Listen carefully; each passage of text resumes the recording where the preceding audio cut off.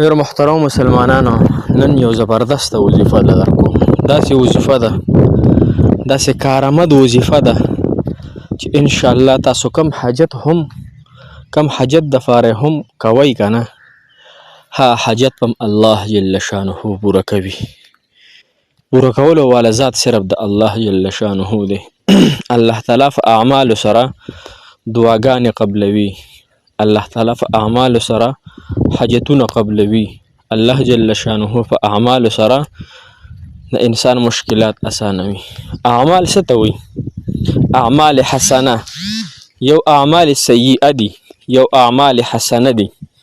اعمال سیئه یعنی بد اعمال، ګناهونه کول، او اعمال حسنه هغه چې دي محترمونو، هغه نیک کارونه کول، نیکو ته رابلل، په خپلم نیک کارونه کول، بلم نیکو ته رابلل.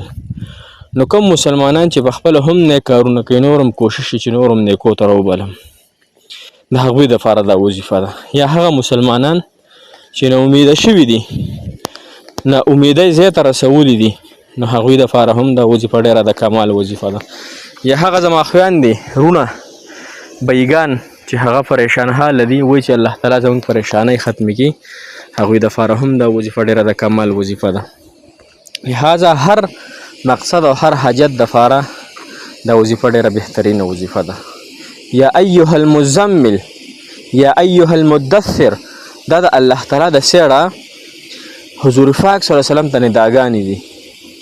نو کوم مسلمان خور رور چې وایي زموږ مالی یعنی مالی راته مسله ده، مالی مسله ده موږ ته، یا موږ ته د نکاح مسله ده، یا نوره پریشاني ده، نو هغوی دپاره دا وظیفه ډېره د کمال ده. لهذا دا تاسو وکړئ په خپل نیت سره، الله تعالی به درته خیرونه درکړي. السلام علیکم ورحمة الله وبرکاته. ډېر معزز و محترم او قابل قدر مسلمانانو نو خویندو، تاسو به روغ جوړ یې، د صحت په جامو کې به الله تعالی مو خوشحاله او آباد ساته، الله تعالی مو کامیاب او کامران که، د دواړو جانو خوشحالۍ عزتونه راحتونه په نصیب شه، چېرته هو چې یې الله تعالی مو خوشحاله لره. او کوم مسافر چې زما رونه دي، هغه مسافر دی الله تعالی ډېرې خوشحالۍ عزتونه راحتونه نصیب کړي. محترمو، نن زموږ ډېره د کمال او ډېره اسانه وظیفه یا ایها المزمل یعنې سورت مزمل وظیفه ده. سورت مزمل علی قرآن کې یو سورت دی، اسان سورت دی، د حاجتونو دپاره ویلی کېږي، د مشکلاتو دپاره ویلی کېږي.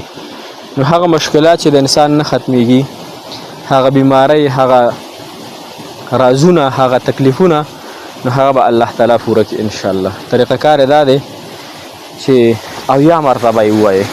یو حاجت دې نه پوره کېږي، 70 مرتبه یې وله ختم وکړه. او که 70 نه شي ویلی، روزانه یو پیره سورت مزمل وایه، تلاوت د دې کوه. ورسره یا غنی یا مغنی یا غنی یا مغنی، دا ورسره 314 پیرې دا وایه. یو ټایم وله مقرر که، هغه ټایم کې کوه انشاءالله چې الله جل شانه به ته ډېر خیرونه درکړي، ډېر برکتونه به درکړي. الله تعالی ډېر د خیرونو ذات دی، ډېر د برکتونو ذات دی. چا چې هم په الله تعالی باندې توکل وکړو، د ټولې بندې لارې به الله تعالی سموي. نو موږ ته هم ډېرې ډېرې دعاګانې کوئ، موږ به تاسو ته ډېرې ډېرې دعاګانې کوو. الله تعالی تاسو له هم ډېرې خوشحالۍ د دنیا او د آخرت درکړي. الله تعالی دې موږ له هم راکړي. الله تعالی په ایمان باندې خوشحاله کړه، او په څه چې تاسو خوشحالېږئ په هغې باندې الله تعالی خوشحاله کړه. انشاءالله دا وظیفه وکړئ، الله تعالی به ته ډېر خیرونه درکړي.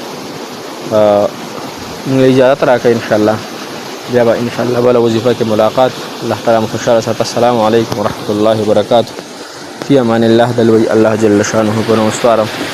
الله تعالی مو خوشحاله، آباد، کامیاب او کامران، معطر او منور لره، په دواړو جهانونو